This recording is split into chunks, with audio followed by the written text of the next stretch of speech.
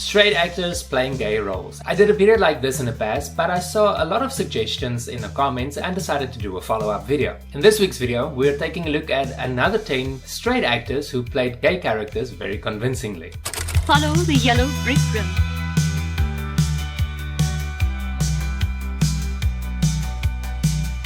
Macaulay Culkin is best known as that conniving kid from Home Alone movies and was a pretty big deal in the 1980s when he rose to prominence as a child actor. Growing tired of Hollywood, he retired in 1994. But as we all know, actors and singers seldomly stay retired. He returned to acting in 2000, appearing in independent movies and making guest appearances on shows like Will and Grace. So I tricked him. See, I walk into that room with my backpack and my big suit, talking about my iguana. In 2003, he starred in Party Monster, which is based on Disco Bloodbath, the memoir of James and James. Macaulay Culkin's performance as Michael, the gay king of club kids, is absolutely incredible. His mannerisms and everything are pure gold. The movie is criminally underrated, but that's because the movie isn't for everyone. Coming in at number 9 and 8 are the Velvet Goldmine stars Christian Bale and Jonathan Rhys Meyers, who both play gay characters. The story follows journalist Arthur Stewart investigating the career of the 1970s glam rock superstar Brian Slade, who faked his own death. The film was originally titled Glitter Kids. In development, the original screenplay was entitled Glam, but it changed its title to Velvet Goldmine, taking inspiration from the David Bowie single. Bale portrayed Arthur Stewart, who struggles with his sexuality and acceptance from his family, something most gay people can relate to. Myers portrayed Brian Slade, and perfectly embodied his gender-bending image and open bisexuality, which came to shape a young Stewart's understanding of his own queerness. Another movie about struggling with your own sexuality, A Home at the End of the World, sees Colin Farrell play Bobby, whose life is a mess and he struggles to accept his own sexuality. Hi. I am so glad to finally meet you. Me too. You. Thanks for letting me, crash here for a while. Bobby meets awkward and nerdy Jonathan Glover while still in high school, and their friendship becomes more complicated over time, with the two of them exploring their sexuality together. And it's this journey of self-discovery that eventually tears them apart.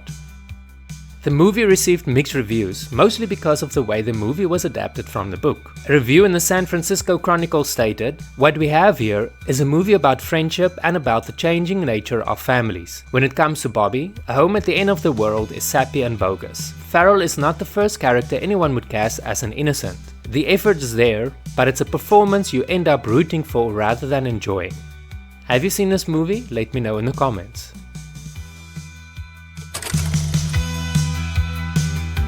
In 2007's The Walker is a crime drama that sees Woody Harrelson portray Carter Page III, a male escort who escorts rich men's wives to social events. Carter is gay and involved with but unable to commit to his lover Emmett.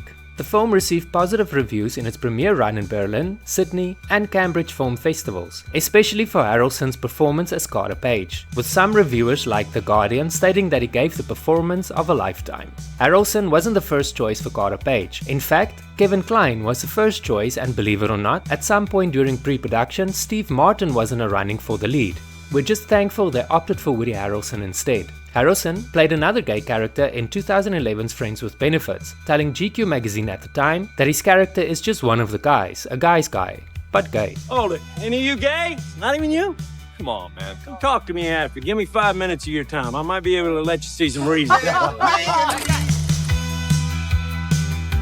When Hank Azaria's name comes up, I hope I'm pronouncing that one correctly, most people think of his voice artist work on The Simpsons, where he's voiced numerous characters since 1989, including Moe Szyslak, Chief Wiggum, and the comic book guy. Hey, hang on, I'll check. Hey guys, do I got a leaky bum?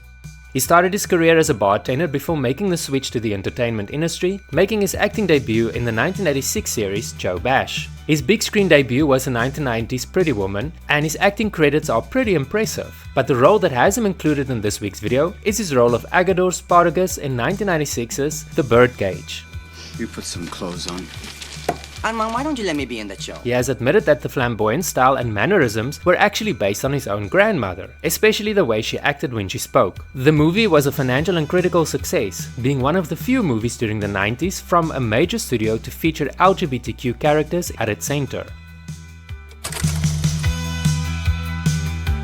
The Naked Civil Servant was a 1975 made-for-television movie starring John Hurt and John Rhys Davies. No great dark man is going to come up to me and say, Quentin, I adore you, your eyes are like stars and your lips are like roses. Based on Quentin Crisp's 1968 book of the same name, it tells the story of Quentin Crisp becoming aware of his sexual orientation and realizing that he's not sexually attracted to women. I think you're all terribly sweet. Oh, he doesn't want the Queen's arms. TV Guide said the film is remembered for John Hurt's fine performance, as well as a controversy it caused when the film was aired on US television. None of the people protesting about the impact the movie will have on young morals actually even bothered to watch the movie. John Hurt reprised his role of Quentin Crisp in 2009's An Englishman in New York, and in a strange twist of fate, Hurt discovered that he once painted Quentin Crisp when he was still a student in art school. Now, what are the chances of that happening?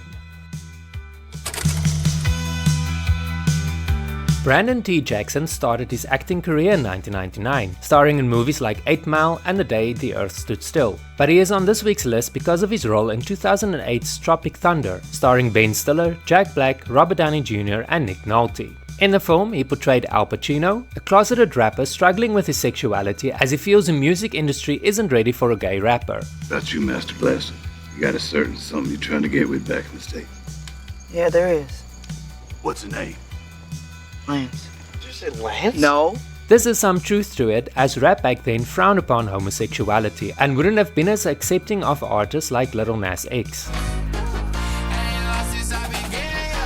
Though the movie was a financial and critical success, it garnered a lot of controversy, especially for its usage of blackface. Jackson caused a bit of controversy when he stated he felt like God has forgiven him for playing a gay character.